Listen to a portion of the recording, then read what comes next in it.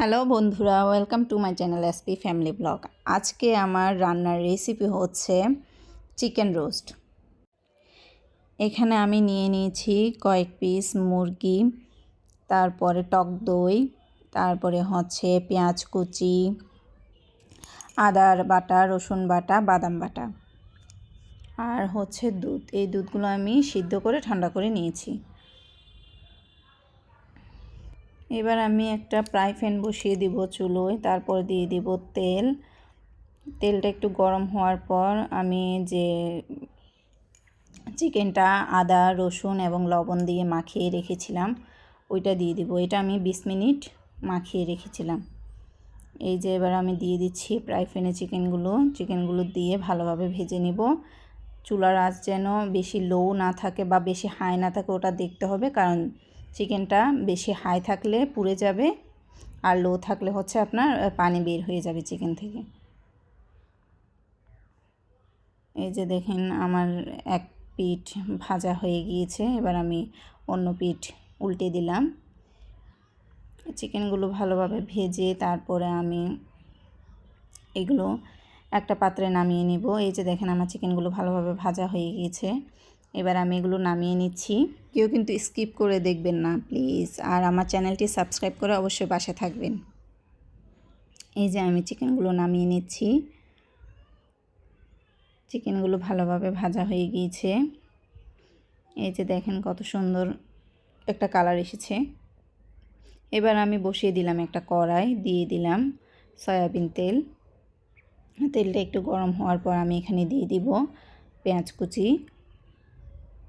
কুচিগুলো দিয়ে আমি ভালোভাবে নেড়ে ভেজে নেব। এটা একান্তই আমার রেসিপি, যার কারণে আমি পেঁয়াজ বেরেস্তা এইসব আমি স্কিপ করলাম।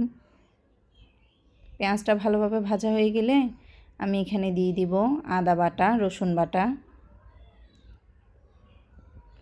আদা বাটা রসুন বাটা দিয়ে আমি এটা ভালোভাবে কষিয়ে নিব, যেহেতু আদার এবং রসুনের একটা কাঁচা গন্ধ থাকে। ভালোভাবে কষিয়ে নিলে এটার গন্ধটা আর থাকবে না। এরপর আমি একটু দিয়ে দিলাম লবণ দিয়ে আমি ভালোভাবে কষিয়ে নিব।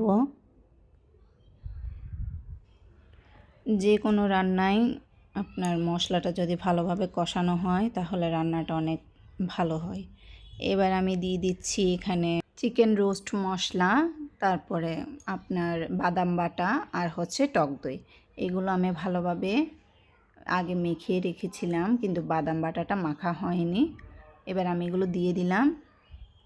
এগুলো দেওয়ার পর ভালোভাবে আবার নেড়ে চেড়ে ঢাকা দিয়ে মশলাটা কষাতে হবে, যাতে সবগুলো মশলার কাঁচা গন্ধটা চলে যায়। মশলা কষানোর সময় আপনার এটা খেয়াল রাখতে হবে যেন চুলার আঁচ অবশ্যই লো ফ্লেমে থাকে, কারণ এখানে বাদাম বাটা দেওয়া হয়েছে, দুধ দেওয়া হয়েছে, দই দেওয়া হয়েছে, এগুলো নিচে লেগে যেতে পারে। এরপর আমি বারবার ঢাকনাটা খুলে ভালোভাবে নেড়ে চেড়ে কষিয়ে নিচ্ছিলাম। কয়েকবার এরকম 20 মিনিট পর পর ঢাকনা তুলে নেড়ে কষিয়ে ভালোভাবে তারপর মশলাটা তৈরি করতে হবে। ভিডিওটি শেষ পর্যন্ত দেখুন, অবশ্যই আপনাদের ভালো লাগবে। এবার আমি আবার ঢাকা দিয়ে দিলাম, আরও কিছুক্ষণ কষিয়ে নিব। এই যে দেখেন আমার ফাইনাল কষানো হয়ে গিয়েছে। এবার আমি এখানে ভাজা চিকেনগুলো আস্তে আস্তে দিয়ে দেব। এই যে দেখুন আমি চিকেনগুলো দিয়ে দিচ্ছি।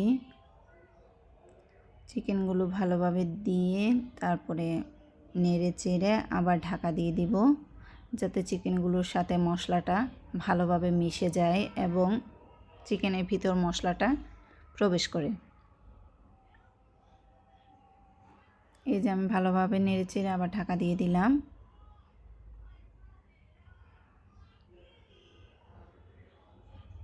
এবার আমি দিয়ে দিব সেদ্ধ করা দুধ। এই রান্নাটা আমি পুরোটাই জাস্ট 1 গ্লাস দুধের উপর করব, কোনো পানি অ্যাড করব না। এইটুকু দুধ দিয়ে আমার চিকেনটা অনেক ভালোভাবে সিদ্ধ হয়ে যাবে। আপনারা অনেকে ভাবতে পারেন এইটুকু দুধ দিয়ে কি সিদ্ধ হবে? হ্যাঁ, অবশ্যই হবে, যেহেতু আমি এই রান্নাটা লো ফ্লেমে করছি, লো আঁচে করছি। এই যে দেখুন চিকেনটা ফুটে উঠেছে। এবার আমি দিয়ে দিব কয়েকটা কাঁচা লঙ্কা। তারপরে আমি দিয়ে দিব 1 চামচ ঘি। ঘিটা দেওয়ার পর অনেক ভালো একটা স্মেল আসে। আমার রান্না প্রায় শেষ, এবং শেষ পর্যন্ত দেখার জন্য ধন্যবাদ, and subscribe my channel. Thank you.